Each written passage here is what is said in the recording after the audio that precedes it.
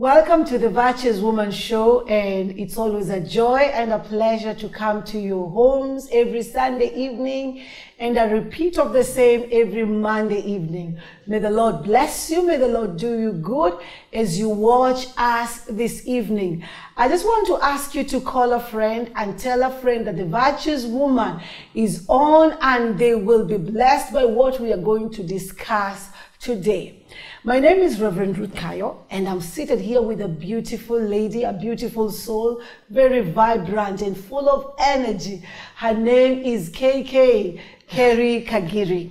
She's a radio and a TV presenter, and today we just want to dig deep into her life and to know the kind of life that she led before she knew God and where God has brought her to up until this place. So kindly, you don't want to miss this testimony because it will help you. You could be struggling with addiction, or you know somebody that is struggling with some kind of addiction. This is their show. You could be a mom and your daughter or your son or your niece or your cousin is struggling also with addiction. This is your show because you are going to be liberated.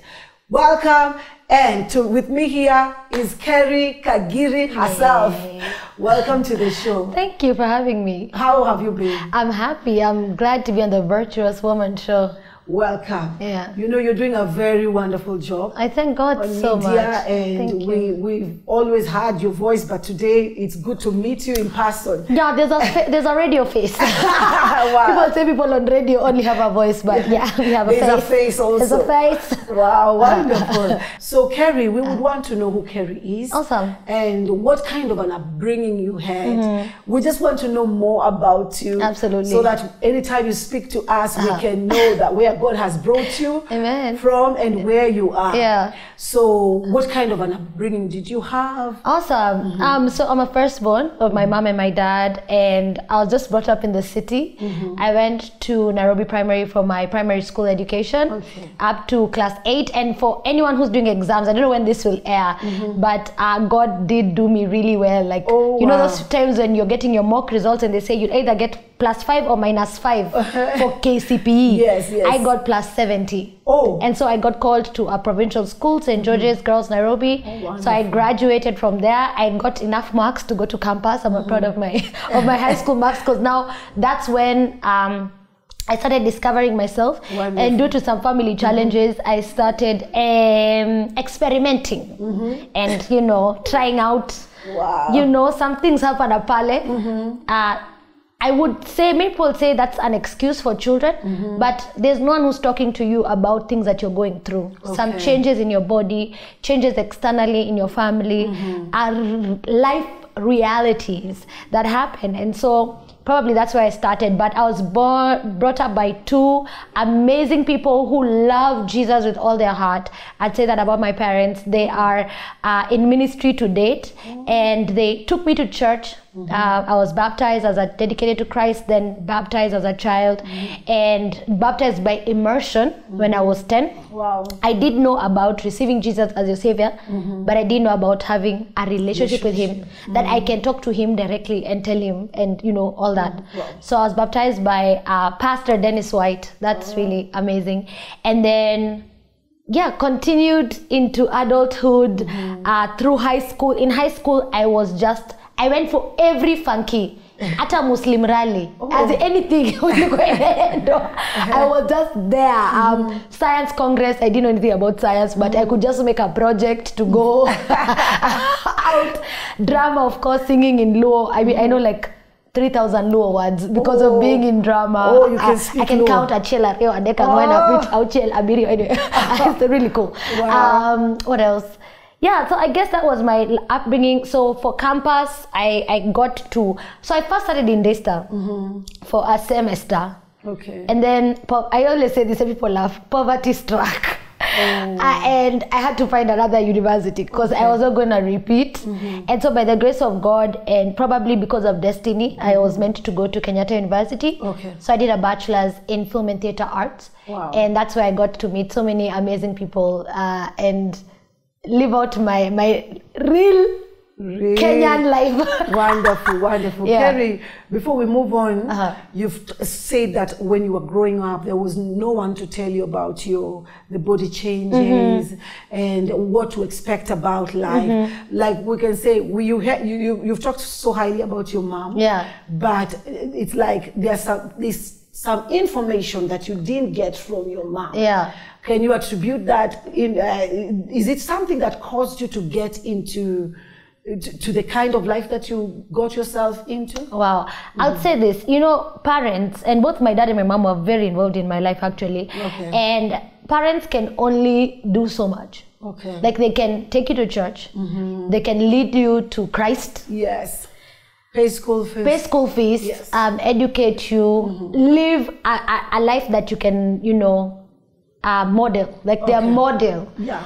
But when you go outside there, I'll give an example. The first time I tasted alcohol, and I think I shared this year for the first time, because I had, it's just not something that comes to your mind all the time. Okay. I was about 13, and I was in a school van. So going home, yeah. So one of the guys there. 13 years is a class 8. 7. Class 7. Okay. Yeah. And class 7 going to class 8. Okay. And this guy had a bottle that was clear. Me, I thought it's water. He's like, unataka? I'm like, yeah, sure. I mean, and then he was kind of cute. From the same school? No, he was in a different school. Okay. Actually, he was in a different school. Using the same the van speak like 3 schools, 4 schools. Yeah. And I took the bottle and I drank it. I felt that, but it was like this. But then I think it was some cheap liquor because I took it and I was like, ouch, imenichoma. I was like, okay, the bar's happening. So by the time I got home, I was asleep. Like when the van got to my house, they had to like wake me up. Okay. And you get home and you don't share with your parents. So my parents had no idea. Oh my and then I had some family friends, not family friends, but neighbors who used to have a lot of alcohol in their house. And so now from there, since I tasted it, it was easier to get into. So now you even know brands at this point, you're drinking now, different wines, you're drinking brandy and gin and all these things. So, and you get home and you're wasted, but it's bedtime, so you'll just go straight to bed and nobody will notice. Okay. Yeah. So you developed a habit after that. Yeah. And mom didn't know. I don't think she did until when I was 16. When I was 16, now in high school, is when my parents pretty much figured out. In high school now there was a combination of like substances because of neighbors as well. Some transitions happened in our life, and we moved somewhere else. And where we moved to, there was this guy who honestly, I think he loved me. Many girls would say, because he wasn't like, he didn't want to quote unquote take my virginity or anything. He just was kind and nice to me, never took advantage of me. But then he used to roll a lot of blunts. And so I used to be his peddler. Oh, really? Yeah, so he used to roll the blunts. I used to help him. We just roll, we hang out. Such a nice guy. I even met him recently. He's not doing really well in life, but that's where I think now I got in touch with other things over and above alcohol, and now to Wow. Yeah. So for how long were you involved in alcohol and substance abuse? I think this is one of the things that it's such a cycle in your life, especially when it's in secrecy. Because I can remember even as recently as like 2014, I still found myself in places where, you're at a party and there's drinks. I mean, it's just a drink, just have a, I mean, what? And then this is the worst part. And I want guys to make sure you don't fall into this kind of drama. When you're at a party and you're somewhere and guys are like, why are you not drinking? Like you become the center of attention because you're not drinking. You're right. Why are you not drinking? Oh, why doesn't she drink? Oh, so you try this. Because you don't drink. Why not? Like it's so much mbaka. You're like, give me a shot. Like, let's get this over with. If it's a shot, I mean, if it's a cocktail, let's drink it.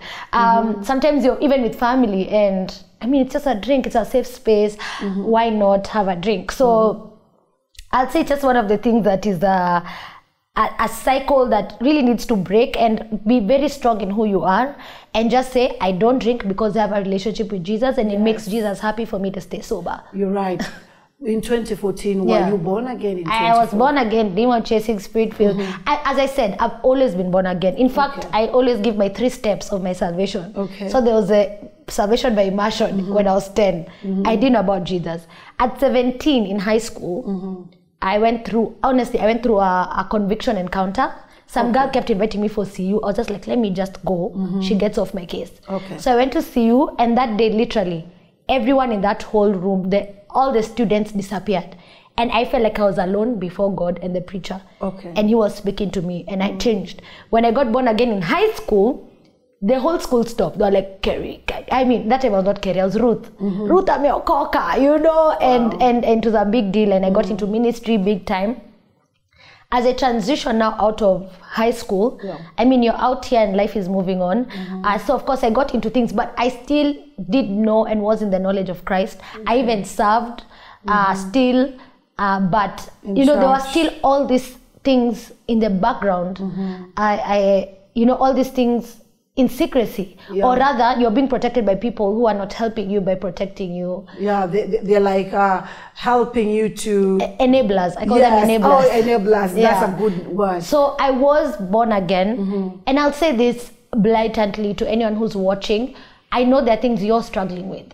Probably they're not alcohol or weed or all these things, and you're in ministry. You're right. And it's only because they're in secrecy, or you have multi-personality disorder. Like when you're with these people, you're like this. You're like this. When you're with these people, you're like this. Or both of them just know you're a crazy person. Like now people wouldn't shtuka if I go through something, because I'm just honest about it and I deal with it. By the grace of God, it's how He's made me. I like what you said, that you when you're with Christians, you behave like Christians. And I think that is what really affected you, because you see, if I'm a Christian, I should make sure I go to Christian parties.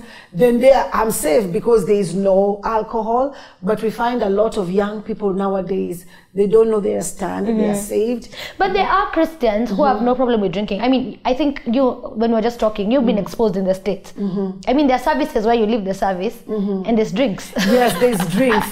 But you see, like for us, you know what you believe, like you said. Be confident in who you are. You know that this is my stand. I don't drink. Therefore, I will avoid to go to parties where people are drinking. I think it's so easy to be said, but sometimes because in 2014, actually, when I went through, I think this was my real encounter, because that time I was going through so much identity crisis. I mean, I even had piercings. I had a tongue ring. I mean, if you met me then, you'd have been like, who is this? Who's this? But then I joined a group of women called Glory Voices. I think it had Kijitocha Utakasonida.